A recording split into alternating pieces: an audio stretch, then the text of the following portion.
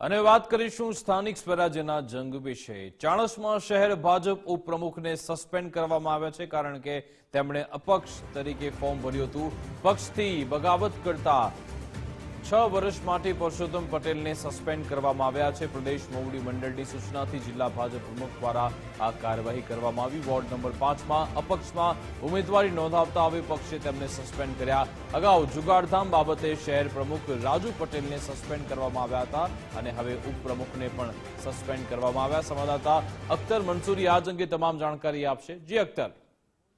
વિકાસ ચોક્કસથી ચાણસ્માના અંદર જે ઉપપ્રમુખ જે શહેર ઉપપ્રમુખ છે ભાજપના, જેને આજે પાર્ટી દ્વારા તેમને 6 વર્ષ માટે સસ્પેન્ડ કરવામાં આવે છે। તેમને પાર્ટીના વિરુદ્ધ જે છે તેમને કામ કરવા બદલ તેમને સસ્પેન્ડ કરવામાં આવે છે અને 5 નંબરના વોર્ડમાં તેમને અપક્ષ ઉમેદવારી કરવામાં આવે છે અને ખાસ કરીને તેમને પાર્ટીમાંથી તેમને સસ્પેન્ડ કરવામાં આવે છે।